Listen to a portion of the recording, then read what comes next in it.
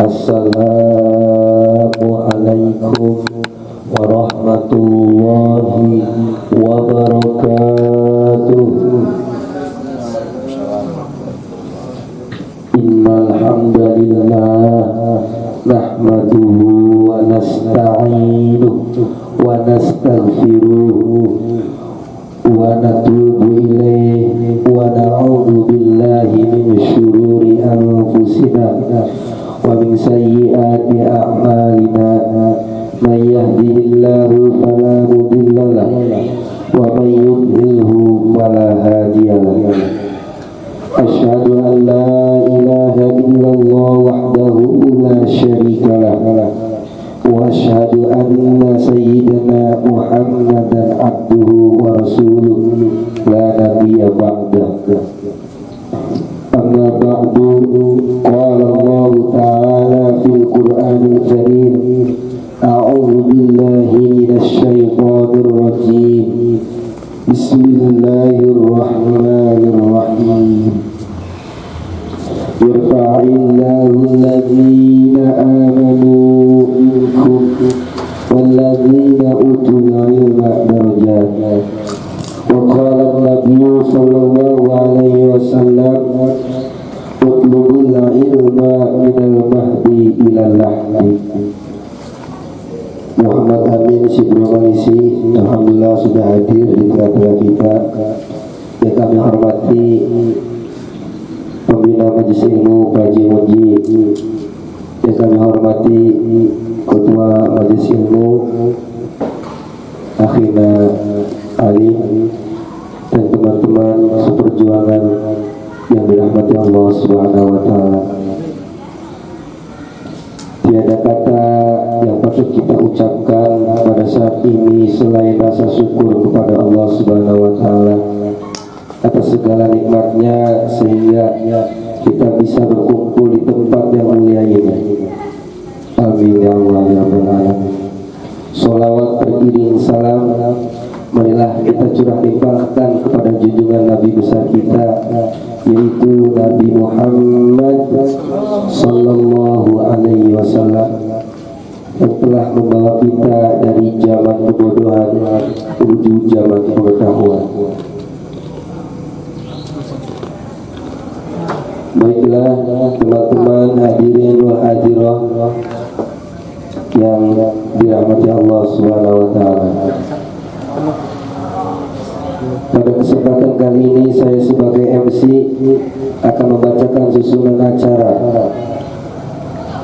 Acara yang pertama yaitu pembukaan, acara yang kedua yaitu acara inti yaitu pengajian, dan acara yang ketiga adalah doa atau penutup.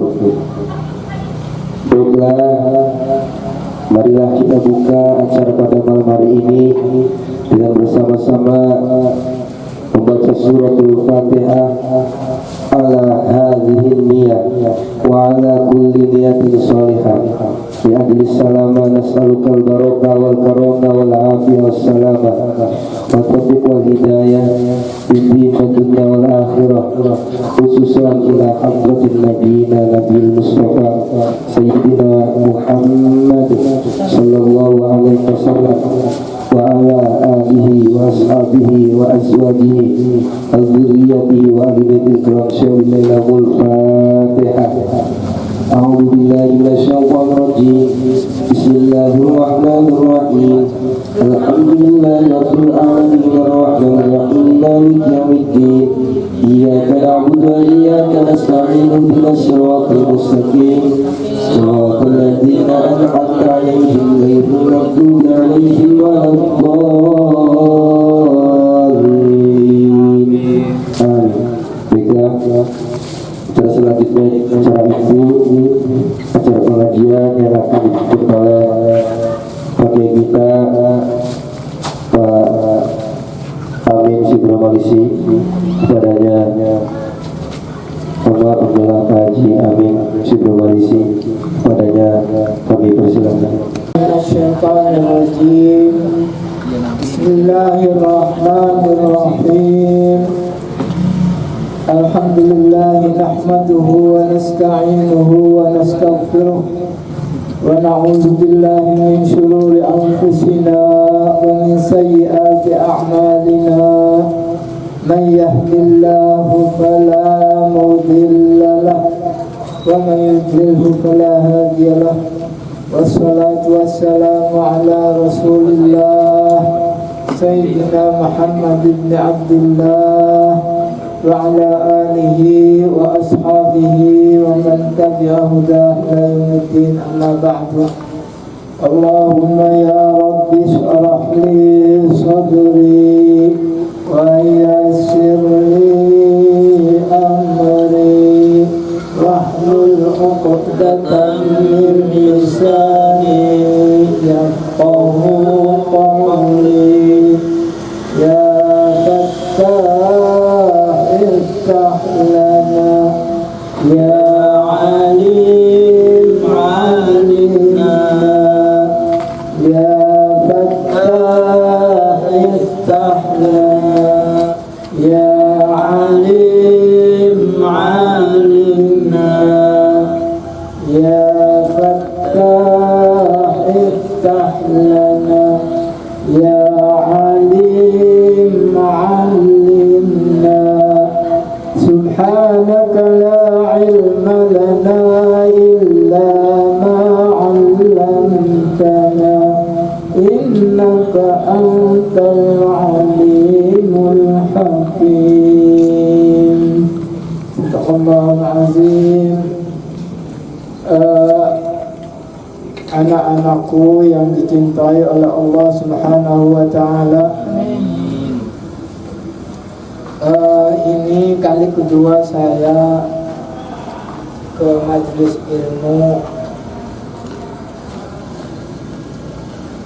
Universitas Al-Khairiyah, yang mudah-mudahan saja sekalipun satu kalimat bermanfaat bagi saya khususnya dan umumnya bagi kita semuanya. Amin ya rabbal alamin. Dalam giliran saya yang lalu kita membahas tentang masalah taharah secara menyeluruh, khususnya adalah tentang masalah wudhu, yang di dalam hadis wudhu itu ada yang subhanallah kalau kita ikuti maka insya Allah kita akan bersama beliau atau sahabat Rasulullah Sallallahu Alaihi Wasallam Bilal bin Rabah, yaitu beliau selalu ataupun sahabat Bilal selalu memakai wudhunya dan dia tidak pernah batal wudhu. Dan setelahnya berwudhu beliau berdoa, Bismillahirrahmanirrahim, Allahumma ij'alni minat tawabin waj'alni minal mutatahhirin waj'alni min ibadikas salihin. Setelahnya itu baru sholat 2 rakaat, namanya sholat usolli sunnatan bi syukril wudhu. Itu yang pertama. Yang keduanya, kita telah istilahnya secara diskus membicarakan masalah tentang batalnya wudhu di dalam Al-Quran, atau sekali lagi tentang wajibnya wudhu. Wudhu itu di dalam Al-Quran ayatnya hanya ada 4 ya wajibnya itu. A'udzubillahi minasyaitonirrajim. Bismillahirrahmanirrahim. Idza qumtum ila sholati faghsilu wujuhakum. Pertama. Yang keduanya wujuhakum, yang keduanya wa aydiyakum ilal marafiq. Terus yang ketiganya wansahu biru'usikum. Yang ketiga, yang keempatnya adalah wa arjulakum. Ada yang bilang wa arjulikum, tidak apa-apa, ilal ka'bain. Yang keempat. Tetapi di dalam hadis-hadis Rasulullah SAW, beliau sebagai uswatun hasanah di dalam kehidupan kita. Rasulullah sebelumnya wudhu ada istinsak, ada istinsar, ya, dan lain-lain sebagainya. Malah beliau menyarankan kalau kita bangun tidur, sebelumnya kita berwudu, yang harus kita basuh adalah tangan kita dulu, dua tangan. Karena di situ tangan kita tidak tahu ketika kita tidur, tidak tahu dia mabitnya di mana. Ya, tidak tahu kita, ya, tangan kita itu kalau lagi tidur tidak tahu di mana gitu tuh melanturnya. Oleh karena itu yang pertama harus dibasuh adalah tangan. Yang ketiganya, waktu kemarin ataupun juga di giliran saya yang pertama, saya membahas tentang masalah batalnya wudu. Batalnya wudu itu diantara lain adalah aula mastumun nisa, atau kita menyenggol perempuan. Di dalam kitab yang dikarang oleh Profesor Dr. Abdul Wahab Hafid MA, beliau adalah orang Al-Hariyah, keluaran dari sini, dikirim oleh Al-Hariyah ke Mesir, dan alhamdulillah beliau adalah orang tua kita masih hidup di Serang adanya. Ini kena. Nah, di situ di dalam fikih muqarin namanya, ya. Fikih muqarin itu adalah fikih perbandingan mazhab. Di dalam masalah Di dalam masalah batalnya wudu ataupun kalimat aula mastumun nisa, para imam mazahib menerjemahkan lamasa itu bermacam-macam, tetapi yang lebih singkatnya adalah bahwa selain Imam Syafi'i mengatakan bahwasanya lamasa bermakna jima, artinya bukan hanya sekedar menjamah atau bukan sekedar nyenggol. Artinya di situ kalau hanya sekedar nyenggol ataupun juga kakinya kena, kalau kita umpamanya tawaf di Makkah, ya, bersama-sama dengan perempuan yang apakah istri kita atau orang lain, maka kalau kita memakai mazhabnya Imam Syafi'i, maka kita harus berwudu terus, ya, tidak berdirian wudu terus.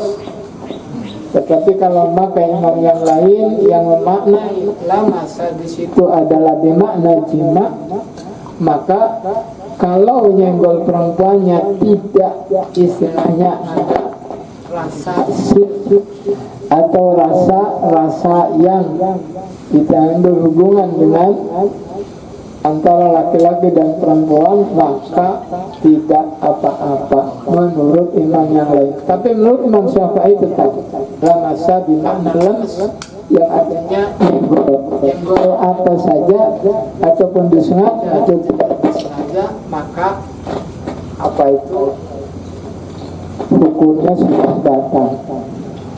Nah, di sini yang apa itu para hujjah, sudah ini salahnya di sini. Jadi di sini salahnya. Jadi di sini yang suka dipakai oleh para para hujjaj ataupun para mu'tamir yang sedang umrah, yang memang kalau umpamanya dia makanya mazhab waktu itu tidak istilahnya pindah dulu, ya, mazhabnya, maka dia harus wudu terus. Sekarang apa bedanya dan bagaimana caranya untuk pindahnya itu? Apa pindah begitu saja? Tidak, tentunya ada cara-cara yang lain. Cara-caranya adalah sebetulnya satu, ketika kita mashur roksi, Ya, mashur ra'si itu kalau menurut Imam Syafi'i di mana saja bisa, karena ra'sun menurut Imam Syafi'i adalah yang ditumbuhi rambut. Oleh karena itu bagi Imam Syafi'i sebetulnya kalau dia musab sirah ataupun musab idas, kalau dia lagi pakai udang-udang dimanapun juga, ketika rambut itu bisa tumbuh, dari situ dia bisa mesah dan boleh menurut Imam Syafi'i. Tapi kalau menurut Imam Malik nggak bisa. Kalau mashur ra'si itu harus benar-benar. Dan disitulah perbedaan di antara imam-imam yang lain dengan Imam Syafi'i khususnya. Sebetulnya secara menyeluruh Imam Syafi'i adalah imam yang paling suci. Ya, imam yang paling suci. Artinya betul-betul hati-hati gitu.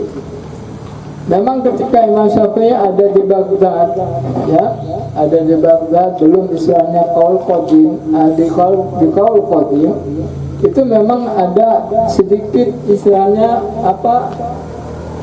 rada berdekatan dengan pendapatnya Imam Abu Hanifah dan lain sebagainya. Tetapi ketika sudah di qaul jadi di Mesir, Imam Syafi'i betul-betul.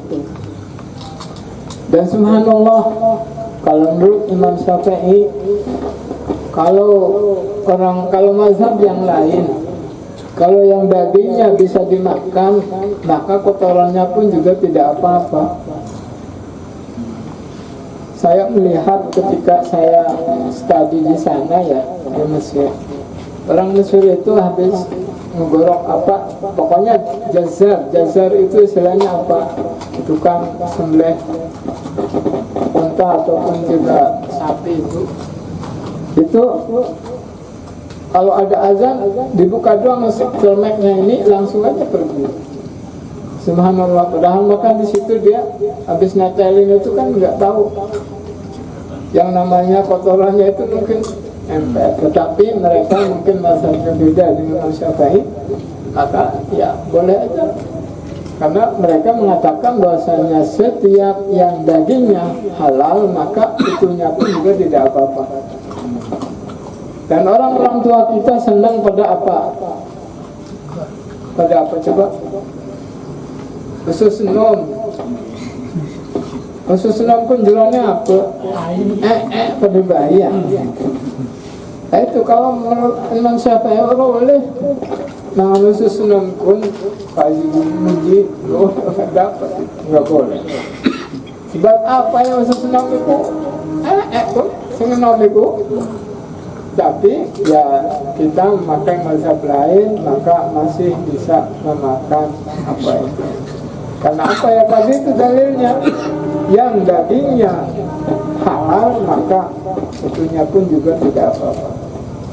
Oleh karena itu, tapi sebaliknya ya orang-orang Syafi'iyah, ya orang-orang Syafi'iyah, bahkan yang mengambil gesek.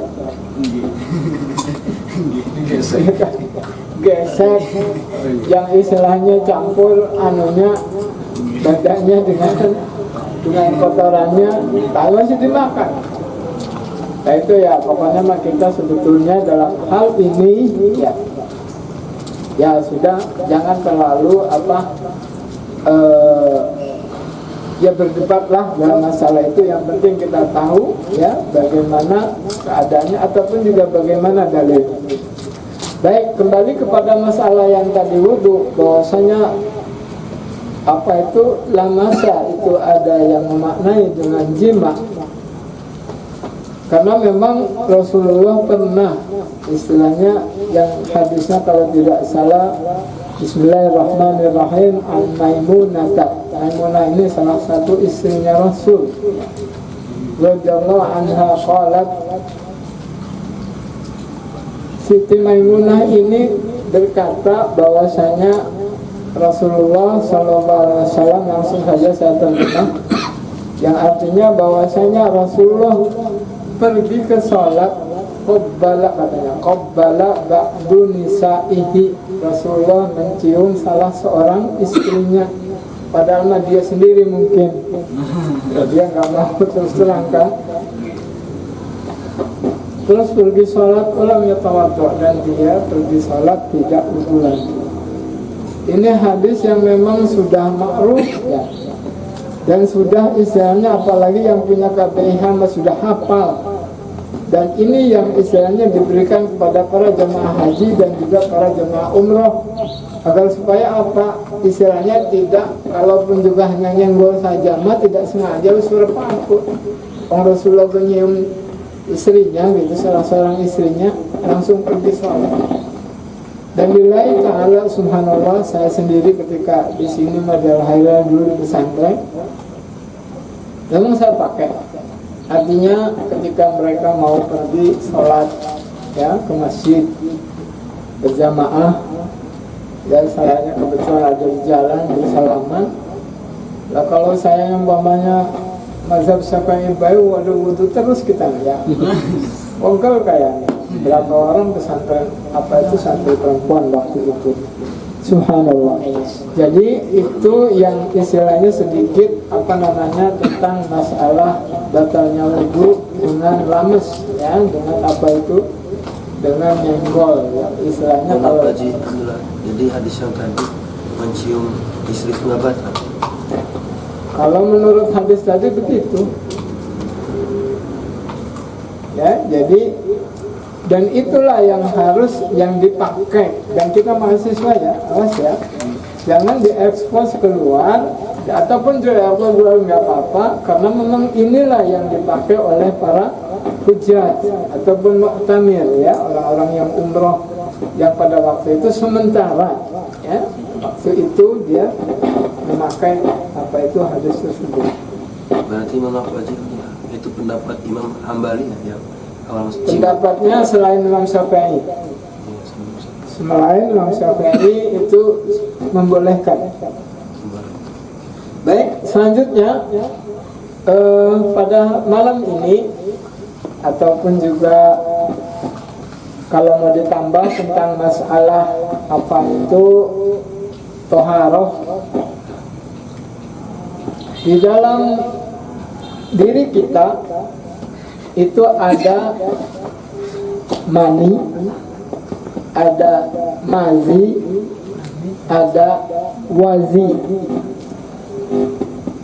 Ada yang apa? Mani. Kalau mani itu sudah jelas ya, suci.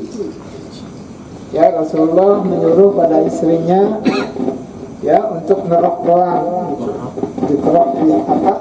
Di jubahnya itu, sampai katanya masih kelihatan itu bekas. Namanya mani kan ada airnya ya, jadi masih kelihatan itunya, tapi tidak apa-apa. Yang keduanya wazi. Ada mani, ada mazi, ada wazi. Yang najis yang mana? Madi sama wadi. Ada yang mengatakan hanya, nah sekarang kita ini kan kalau mani sudah jelas ya keluar dari suci ya, begitu nembak itu tas gitu ya, tidak lewat daripada apa, dari sabilen yang istilahnya di situ campur dengan baul atau dengan air seni ya, itu mani, karena anunya itu beda ya. Jadi kenapa mani itu tidak najis? Karena dia keluar dari apa itu, dari barang itu ya, tidak melewati apa itu yang tempatnya air seni. Oleh karena itu dia suci, dan itu memang apa, asas daripada kita adanya manusia. Yang keduanya, setelahnya keluar mani itu pas gitu, ada yang rembes cairan itu, apa itu namanya? Mazi ya, itu mazi namanya. Kalau mazi itu ngerembesnya itu melalui apa? Melalui jalan baul ataupun jalan kencing. Gitu. Begitu pula wazi ya. Kalau wazi itu yang mana? Yang wazi itu sebetulnya sebelum ya, sebetulnya ada yang mengatakan wazi itu hampir sama dengan mani, tapi di situ ada pendapat yang berbeda. Ada, jadi wazi itu adalah ketika kita ereksi.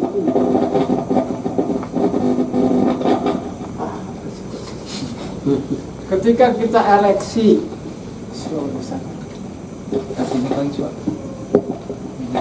ketika kita ereksi, ya kita apa?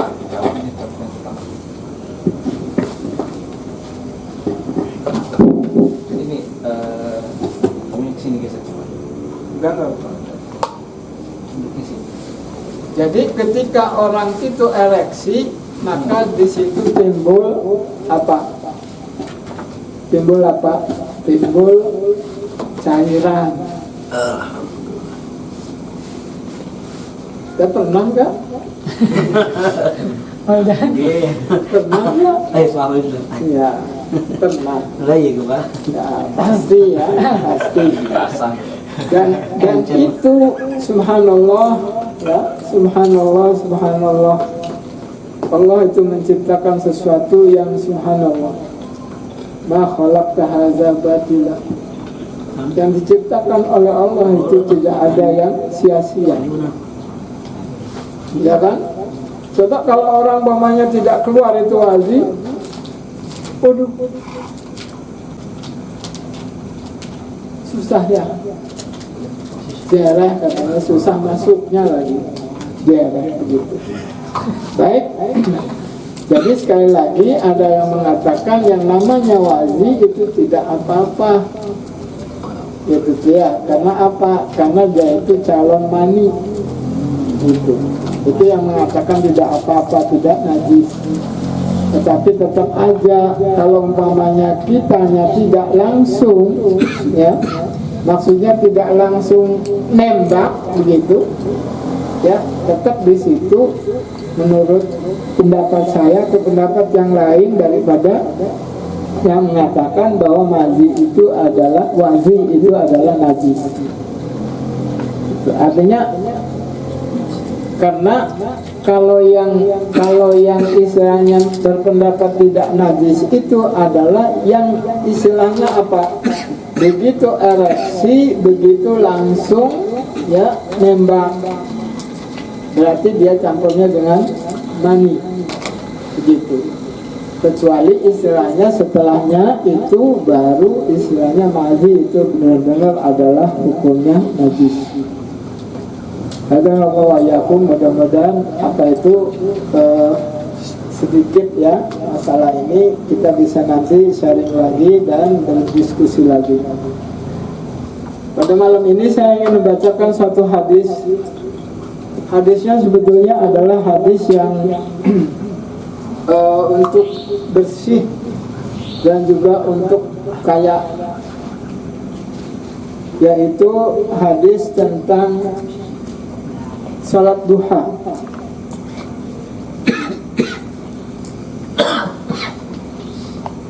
Qala al-muallif rahimahullahu ta'ala wa nafa'ana bi'ulumi amin. Bismillahirrahmanirrahim. Ruya Abdullah ibn Buraidah ibn al-Hasib qala sami'tu Aba Buraidah yaqulu sami'tu Rasulullah sallallahu alaihi wasallam yaqul bil insani salasumi'atin wa sittuna mafsalan fa'alaihi an yatasaddaqa an kulli mafsalin minhu bi sadaqah. Qalu wa ma yutiqu dhalika ya Nabi Allah. Qala An-nukha'atu fil masjidi tadfanuha wasyai'u tunahihi anit tariq fa illam tajid faraqata ad-duha tujzi'uka. Diriwayatkan dari Abdullah bin Buraidah ibn al-Khasib berkata, saya mendengar Aba Buraidah atau bapaknya sendiri berkata, saya mendengar Rasulullah Sallallahu Alaihi Wasallam berkata atau bersabda bahwa fil insani salasumi'atin wa sittuna mafsalan. Pada diri manusia ini kita semuanya terdiri dari 360 sendi. Manusia semuanya terdiri dari 360 sendi. Ini kata siapa? Sabdanya Rasulullah Sallallahu Alaihi Wasallam. Subhanallah. Rasul itu bukan dokter, bukan apa ya. Tetapi memang kalau Rasulullah apa in huwa illa wahyu yuha. Jadi ma yantiqu wa ma yantiqu 'anil hawa in huwa illa wahyu yuha. Rasulullah bersabda bahwasanya lil insani salasumi'atin wa sittuna mafsalah.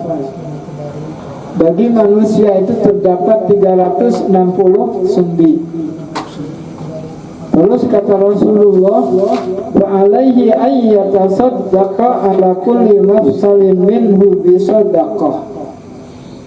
Pak Haji Munji, maka seharusnya katanya kita setiap hari memberi sedekah pada setiap sendi yang ada pada diri kita.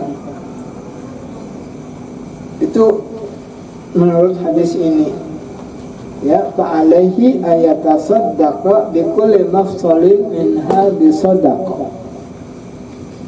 Terus kata Rasulullah, kata orang-orang yang mendengar apa sabda Rasulullah pada waktu itu mengatakan, wa qalu wa ma yutiqu dzalika ya Nabi Allah. Jare basuku bang sepati masa sing kuat kanggo bayar sedekah setiap sendi. Lamun umpamane seperak bega setiap sendiku, maka bayari sire-pire 300 widak perak. Waduh. Ya. Pusing ngurus sire kudu sedekah 300 widak setiap dina. Oh. Tuh, tapi Rasulullah apa memberikan suatu solusi. Selanjutnya baginda Rasul bersabda, an-nukha'atu fil masjidi tadfanuha. Tahu nukha'ah itu? An-nukha' itu maaf yang kalau orang lagi ada itu nukha'ah namanya. Ya, ludah yang dahak. Jadi kalau dimaknai nukha'ah itu dahak fil masjid. Dan memang kalau masjid dulu Maya, Bapak pernah pertama kali menginjak Masjid Nabawi itu ada segini nih masih tanah. Itu dihususkan untuk siapa? Untuk orang Arabi, orang-orang Badui. Orang-orang Badui itu tidak mau sholatnya di semen ataupun juga di ubin gitu. Jadi mau sholatnya di tanah. Nah maka Rasulullah bersabda apa? An-nukha'atu fil masjidi tadfanuha. Kalau kamu melihat dahak di masjid, kubur. Artinya apa? Kalau umpamanya ada di sini, ya, maka buat lubang sebelahnya yang tadi ya dahak itu kubur ke situ. Artinya biar apa? Biar atasnya suci. Karena tadi si dahaknya itu sudah terkubur di dalam. Rasulullah memberikan solusi begitu. Jadi kalau tidak kuat membayar sedekah untuk setiap sendi, maka pertama yang harus kamu lakukan adalah apabila melihat dahak di masjid, katanya, maka engkau kubur. Namun serikima ningkini ning masjid, ya, buning curug, ya, buning ciluir, buning di mana saja kalau ada masjidnya kotor ataupun juga musholanya kotor, sapu. Itu maksudnya. Jadi bukan, ya itu dulu kan Rasulullah, bukan sekarang. Kalau sekarang musholanya kotor, masjidnya kotor, disapu sama kita. Itu sudah sama saja kita memberikan sedekah pada sendi. Maksudnya apa? Kita hanya menggerakkan tubuh, ya kan? Karena Islam itu sehat. Islam itu sehat akal, sehat badan, dan sehat pikiran. Kalau katanya masjidnya tidak ada, anukha'ahnya tidak ada, dahaknya tidak ada, maka katanya? Asyai' tunahihi bitariq. Ada sesuatu yang berbahaya di jalan, kita singkirkan. Ada paku, ada duri, ada dan lain sebagainya yang berbahaya. Asyai' tunahihi bitariq. Jadi menyingkirkan sesuatu yang berbahaya dari jalan. Itu yang kedua, solusi yang kedua. Nah, kalau itu juga tidak ada, kalau dahak atau mamanya masjidnya sudah bersih, yang keduanya umpamanya jalannya sudah diaspal bersih, ya, semuanya bersih, maka yang ketiganya, solusi daripada sedekah kepada sendi itu adalah Rok'ata ad-duha tujzi'uka. 2 rakaat salat duha itu sudah cukup bagi kamu. Subhanallah. Jadi makanya saya katakan salat duha adalah salat kaya, salat bersih, dan salat salat yang memang sehat. Apalagi kalau salat duhanya itu bukan hanya 2 rakaat, ada yang sampai 8 sampai 12 rakaat. Tetapi di sini katanya yang khususnya untuk sedekah pada sendi, maka cukup 2 rakaat saja. Rakaata ad-duha tujzi'uka. Jadi subhanallah, salat duha, apalagi yang kalau umpamanya salat duhanya sampai 12 rakaat. Yang 14 enggak ada, 12 rakaat terakhir. 8, 12. Pokoknya Rasulullah mengatakan rakaata 2 rakaat itu sudah cukup. Anak-anakku ataupun adik-adikku, bahwasanya Rasulullah SAW memberikan solusi pada kita untuk memberi sedekah pada sendi. Maksudnya apa? Maksudnya kita ini orang hidup, jangan istilahnya jangan istilahnya ngedeng bae cek orang Sunda mah. Ya, tetapi berjalan. Ya, berjalan dan berusaha gitu semampu sekuat kita. Jangan istilahnya kita hanya tidur dan tidur saja. Jadi manusia atau mukmin mah harus berusaha gitu ya. Sekali lagi, hadis ini adalah hadis yang biasa ya disampaikan oleh para asatidz di majelis-majelis ta'lim, khususnya untuk ibu-ibu. itu ya, agar supaya paginya itu ya mereka melaksanakan sholat duha. Kita nih sebagai mahasiswa kadang-kadang lupa, buru-buru mau kuliah ya, yang artinya mak besok kemana ya sholatnya ya, istirahat kuliah. Orang anu nak ngeling utami mangan, orang mangan berkalingan waktu zuhur azan, lalu hilang sholat duha. Padahal sholat duha ini adalah, kalau yang mendawamkan sholat duha itu sama saja ya kita mendawamkan sholat malam. Sama saja istilahnya apa, mendawamkan sholat malam. Tapi memang kalau sholat malam itu lebih apa, lebih besar pahalanya daripada sholat duha.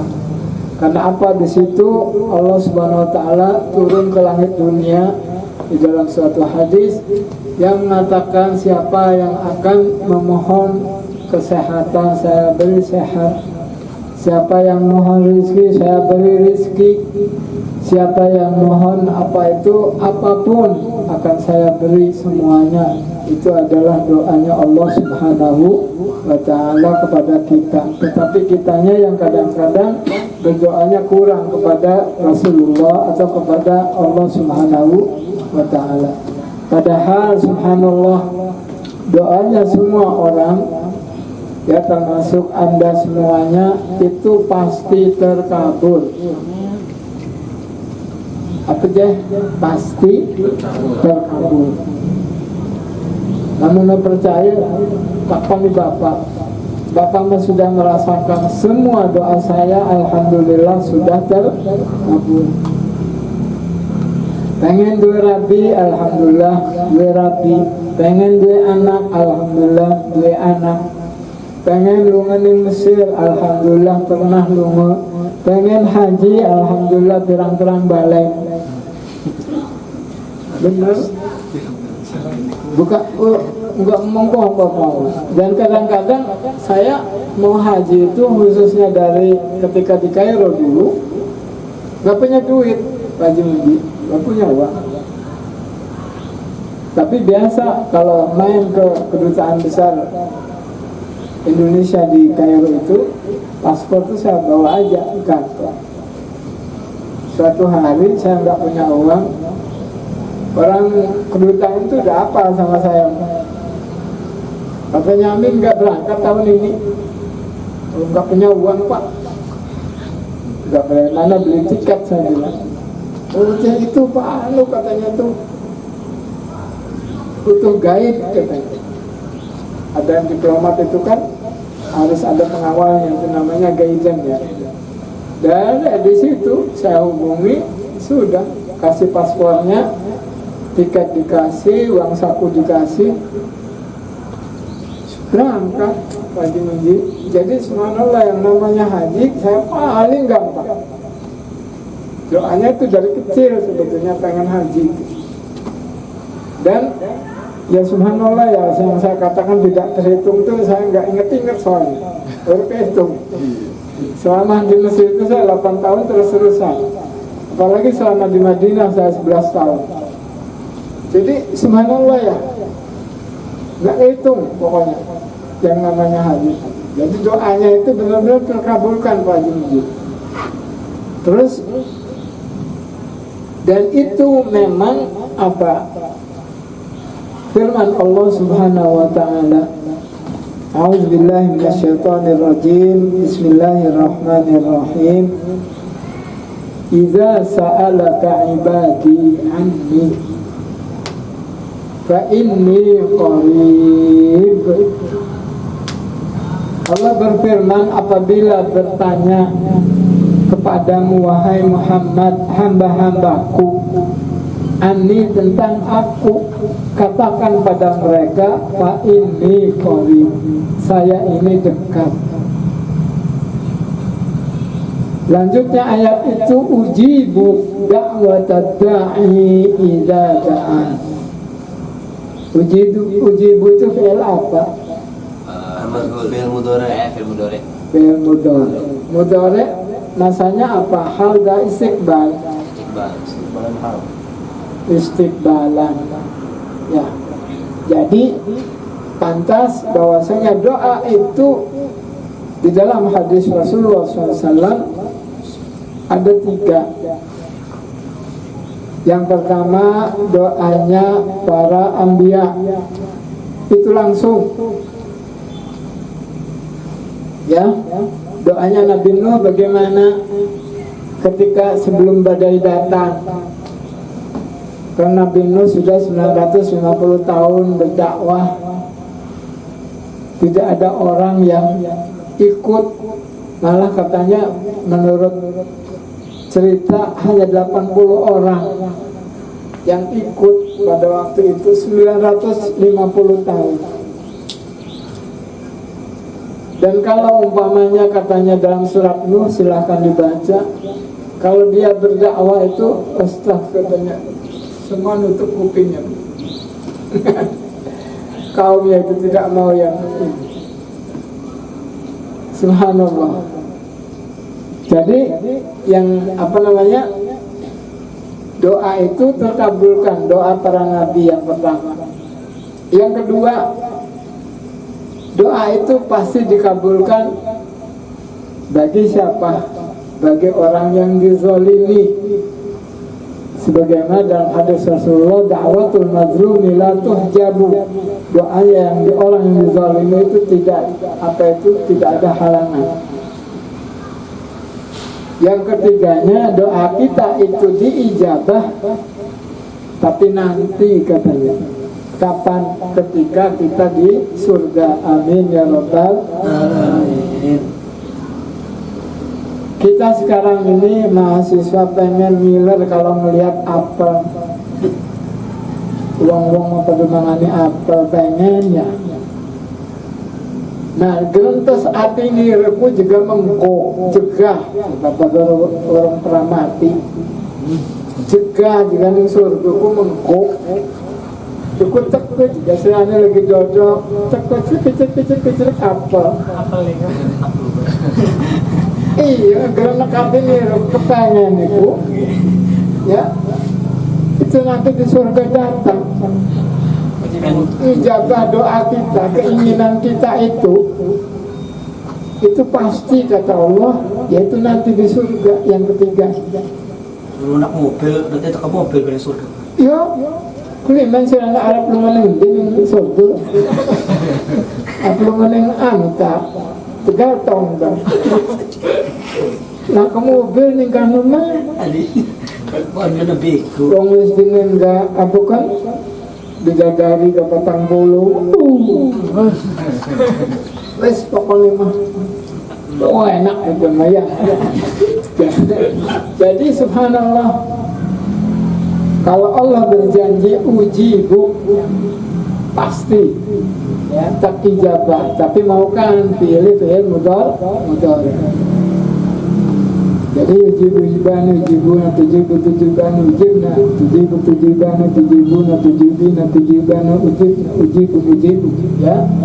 Jadi fi'il mudhari yang masanya adalah istiqbalan yang akan datang. Yang akan datangnya tadi itu, kalau tidak di dunia ini dikabulkannya, pasti di akhirat nanti dikabulkan.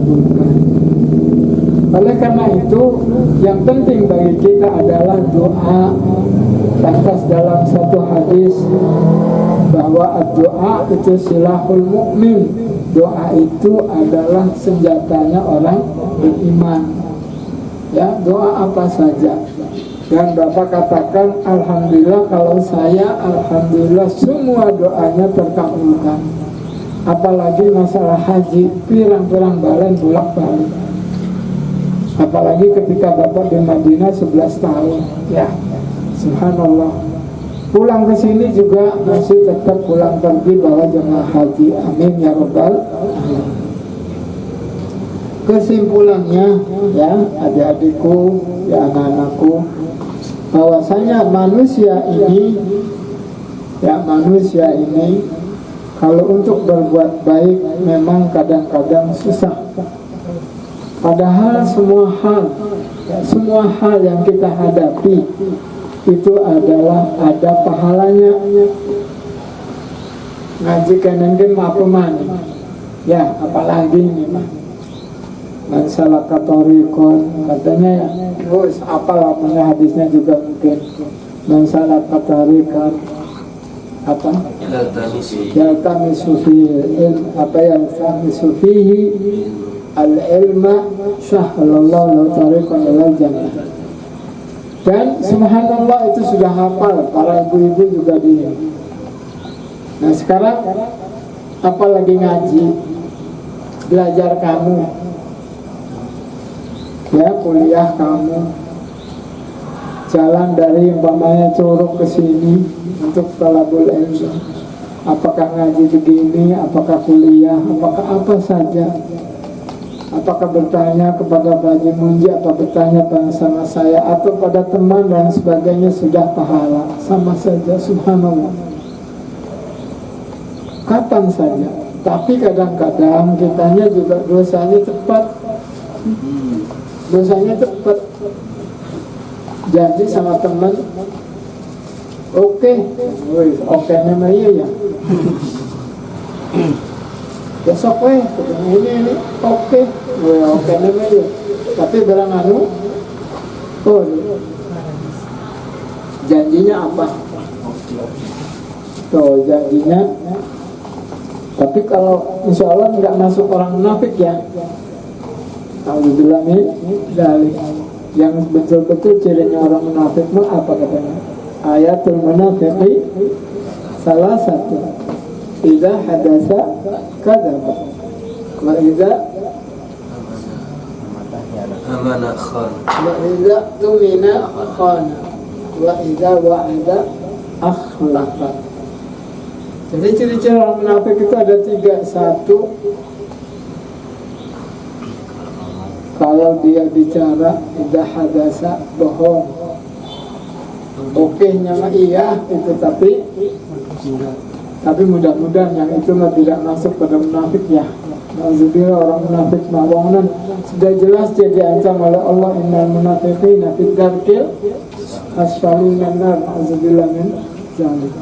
Alhamdulillah sampai begitu. Kalau yang begitu masya Allah katanya nifak. Nifak enggak sama dengan munafik ya, pada bahaya. Cuman apa beda-beda tipis gitu. Jadi anak-anakku semuanya sekarang cerita daripada ini yang difotokopi ini. Yang difotokopi ini dulunya adalah nasyid yang wajib, ya, nasyid yang wajib yang diberikan kepada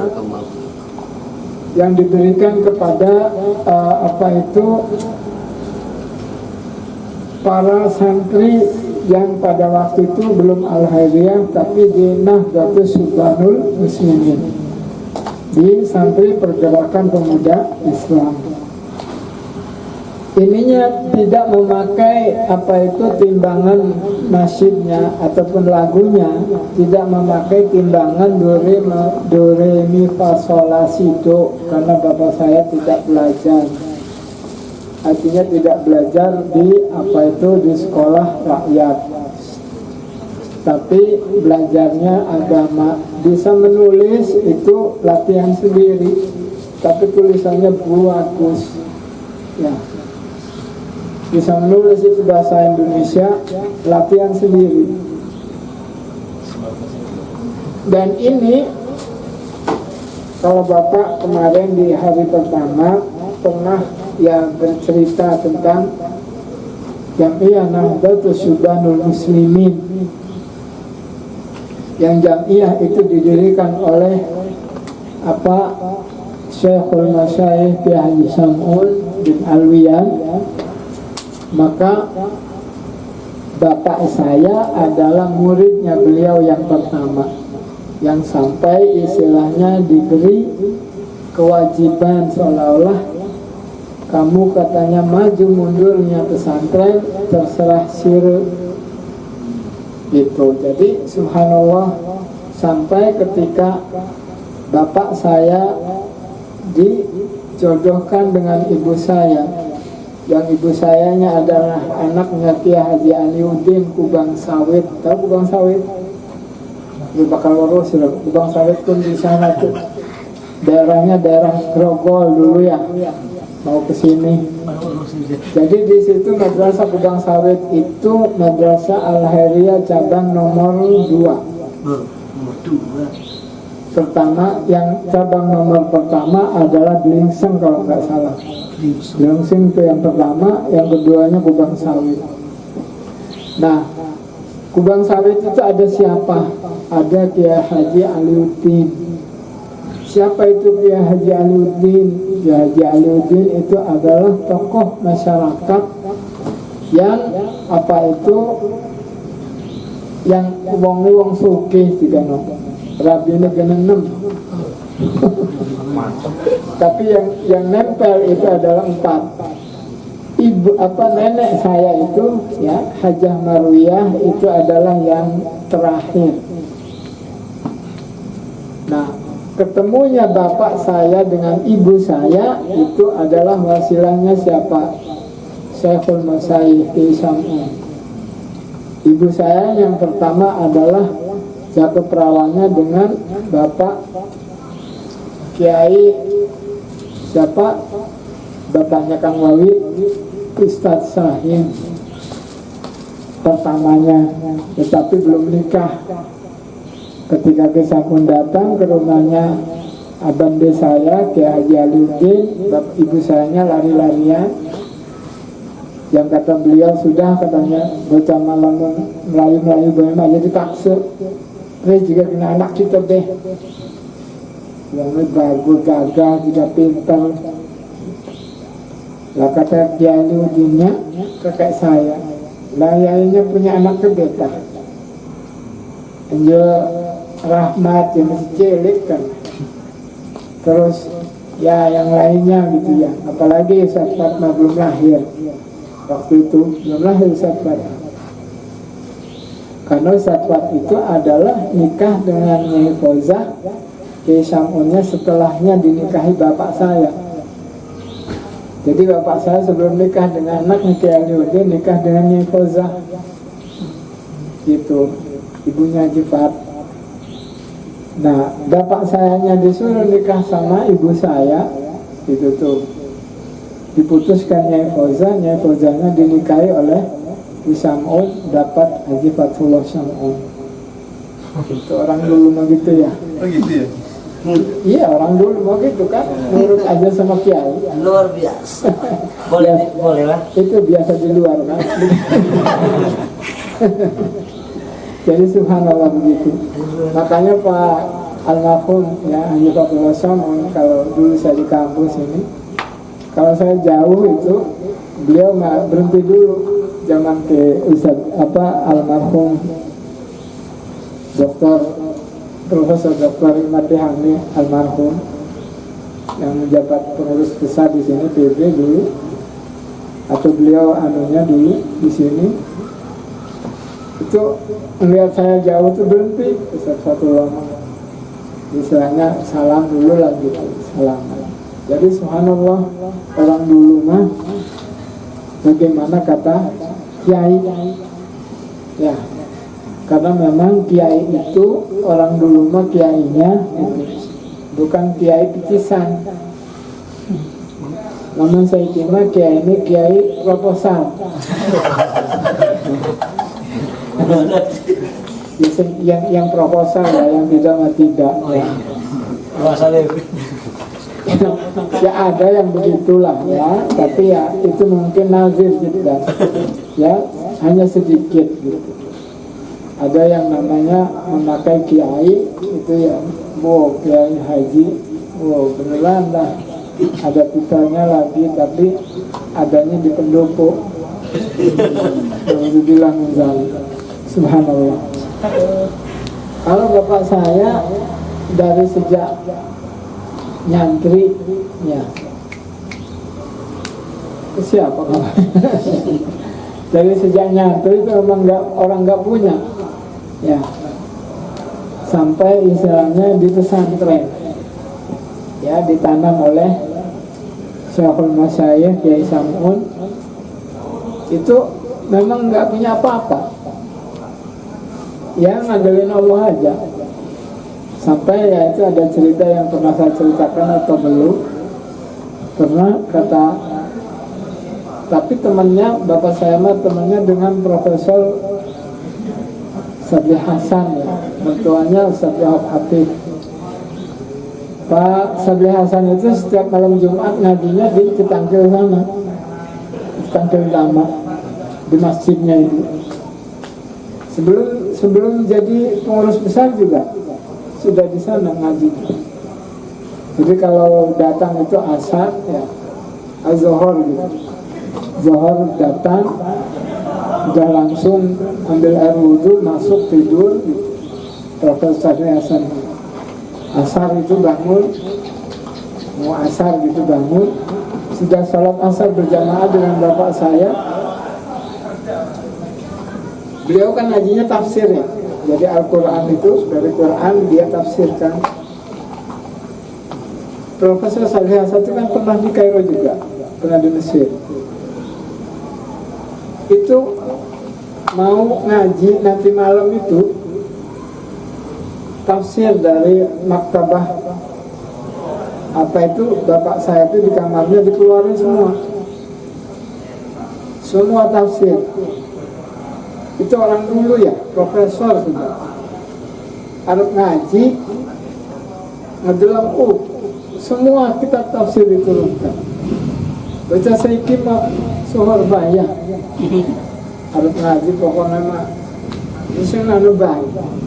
Padahal itu Masya Allah ceramah maulud asal baik. Yang diceramai ketemu ya zamannya Islah ngarang-ngarang mancur. Kalau saya terus terang saja, kalau yang hubungannya dengan Rasulullah SAW tidak bisa saya berbanyak, tidak bisa saya ngarang, dan tidak bisa kecuali istilahnya saya membahas tentang bagaimana baginda Rasul nanti jadi syafi'i. Ada hadisnya gitu ya. Kalau umpamanya menjelaskan lahir Rasul, waduh jarenana aduh surah Abu Jahal segala, Abu Lahab, astagfirullah, dari kita kayak baru baik. Nambah-nambahin aja. Ya namanya biar rame, lagi biar rame. Jadi terusnya Abu Bakar segala lah. Nah ya memang dulu mah udakannya dia belum Islam ya. Itu zaman itu mah Abu Bakar Islam setelahnya ada Rasul. Umar juga begitu. Subhanallah.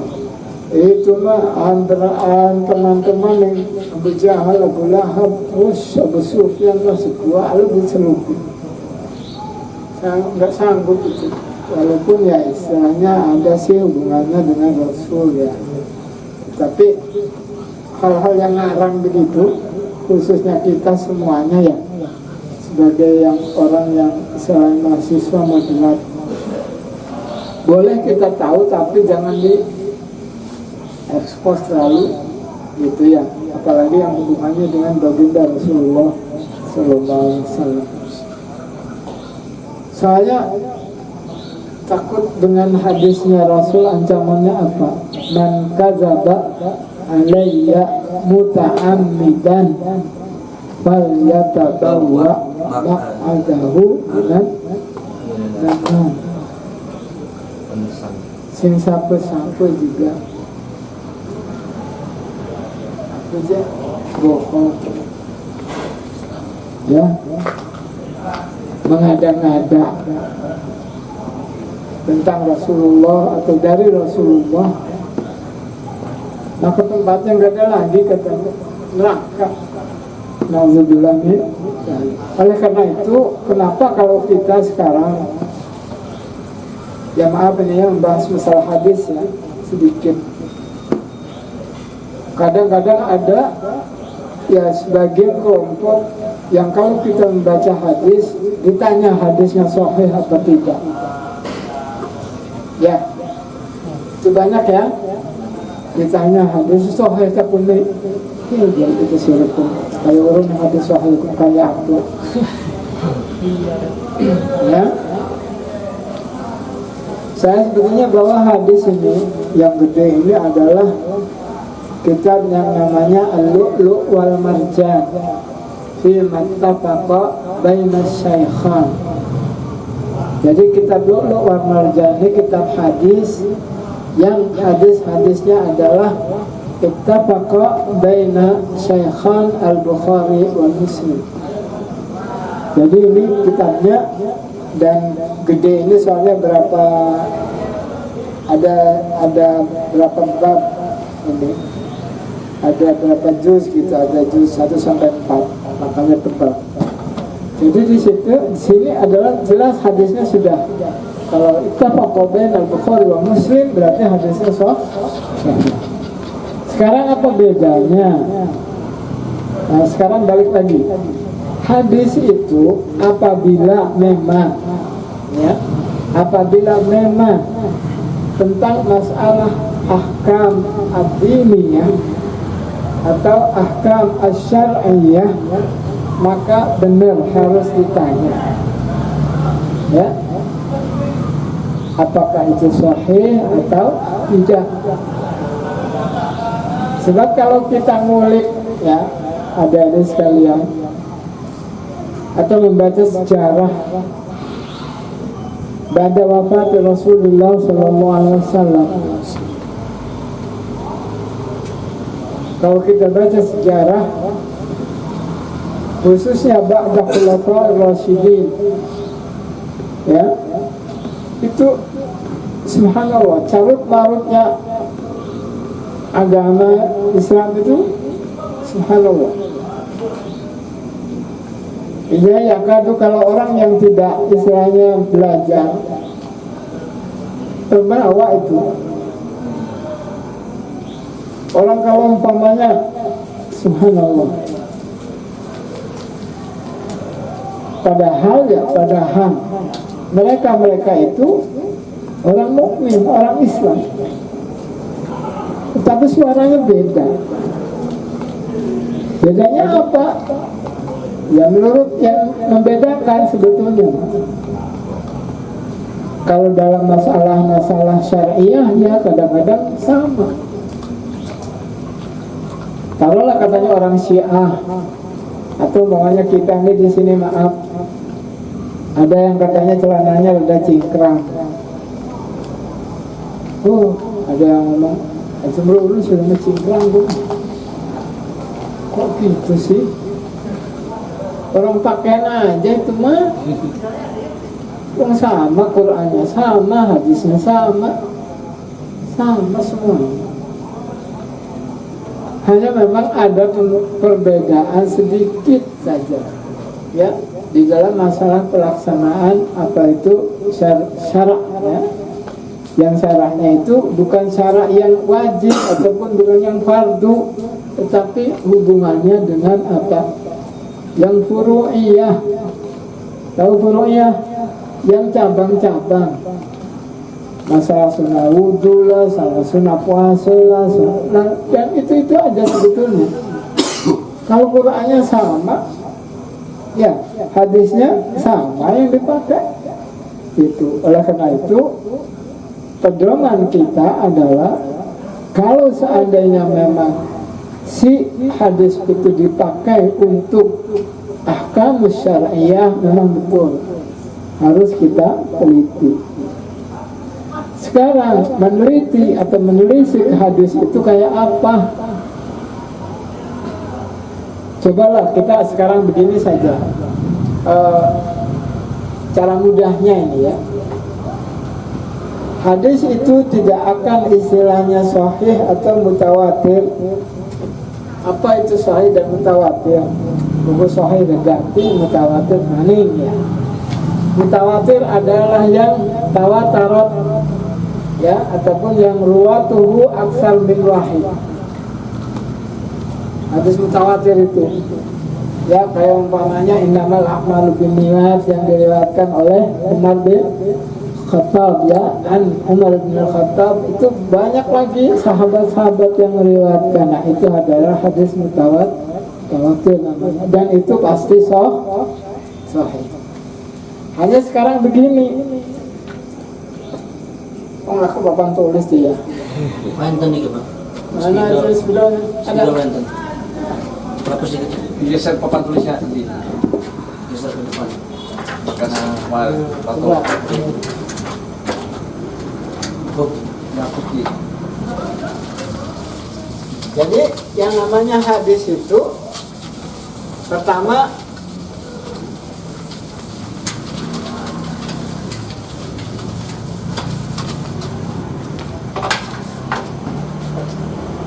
hadis adalah atau sunnah adalah masodara sifatun. Masodara an Rasulillahi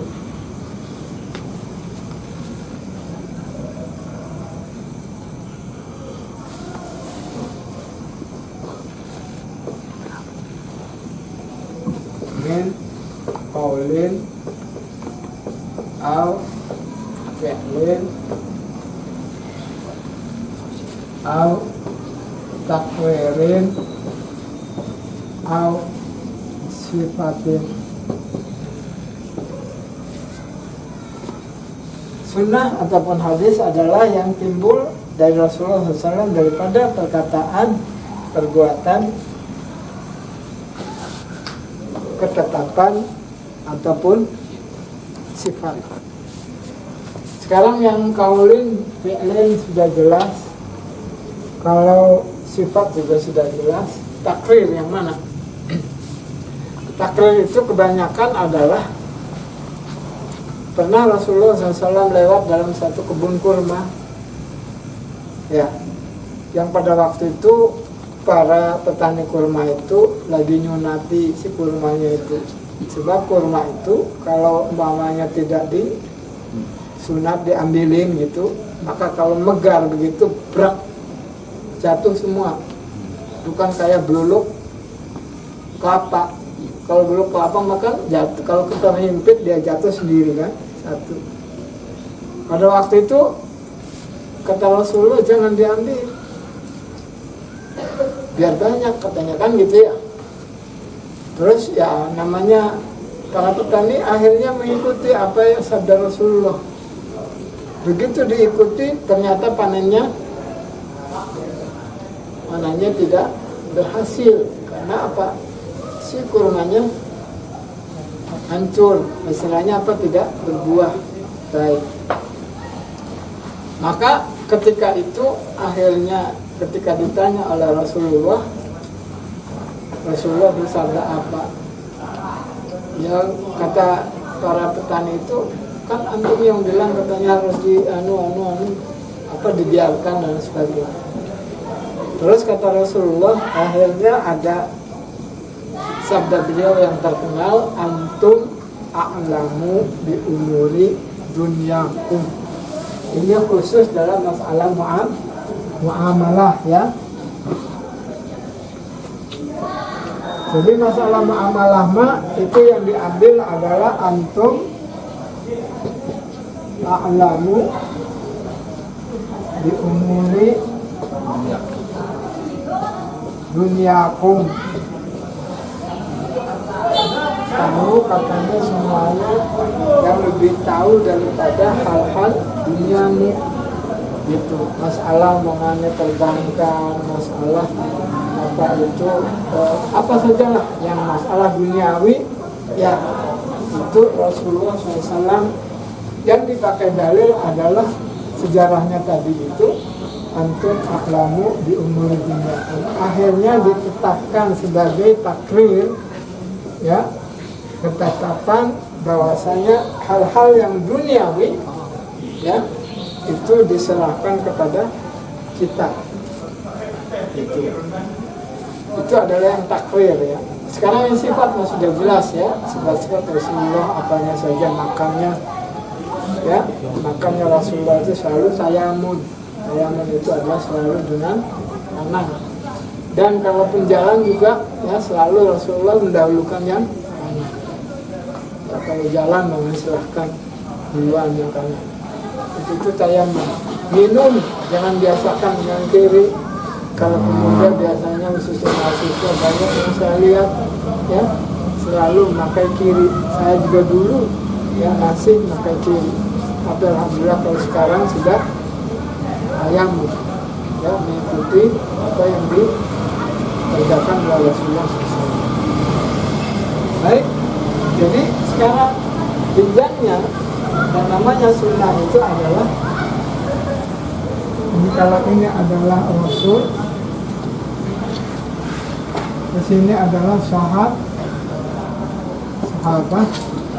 di sininya adalah tabi'in, di sininya adalah tabi'in. Nah, sekarang yang namanya sahabat ini pun juga masih jadi apa? Masih jadi masih jadi sorotan para alim ulama hadis. Apa itu sahabat? Sahabat adalah orang yang hidup di masa Rasulullah SAW dan mengenal Rasul dan selalu bersama Rasulullah SAW sampai akhir hayatnya. Itu adalah definisi sahabat yang menurut sunnah yang baik. Artinya sahabat adalah orang yang hidup di masa Rasul ya, dan mengenal Rasul dan selalu hidup bersama Rasul sampai akhir hayatnya. Itu adalah sahabat. Ada yang mengatakan bahwasanya sahabat itu adalah yang hidup di masa Rasul. Berarti ya, yang pada waktu itu ada orang yang hidup di Mekah, ada yang hidup di di Muzdalifah, ada orang yang hidup di Baghdad, ada orang yang hidup di Maroko ya, di negara Arab dan sebagainya. Itu bisa dikatakan sahabat. Kalau waktu itu Rasulullah ada masih hidup, tapi itu adalah bukan versi sunnah atau bukan versi hadis. Karena versi hadis mah sudah jelas, sahabat adalah orang yang hidup di masa Rasulullah dan ya kenal dengan Rasul wala wakilanya dan juga mengetahui ya segala sesuatu tentang Rasul setelahnya itu sampai akhir hayatnya. Mohon maaf Pak Kiai, Ya. kenapa masalah akhirat tidak tahu Pak? Allah sendiri bilang pernah ditanya Nabi Muhammad SAW, A'udzubillahi minasyaitonirrajim, yas'alunaka 'anir ruh. Bukan akhirat juga, masalah ruh. Apalagi akhirat mah. Rasul bilang apa? Wahyu datang. Qul, katakanlah Muhammad, ar-ruhu min amri rabbi. Ruh itu adalah masalahnya urusan Allah. Apalagi masalah akhirat, ya. Oleh karena itu, dalam masalah yang dipotong di sirmai ditanya jadi menanti ke pertanyaannya. Jadi balik lagi pada masalah hadis ya, bahwasanya nah sekarang kalau seandainya tapi nanti aja kali ya diteruskan dulu. Ini jam berapa ini? 10 kan? Udah setengah lewat 30 menit. Jadi insya Allah nanti diteruskan ya tentang ini aja nih ya, tentang masalah hadis ya, yang hubungannya dengan nanti masalah sunnah. Jadi ada yang mengatakan ya gitu. Contohnya begini sih, contoh jelasnya. Kata saya nih, ini contoh hadis nih ya. Qala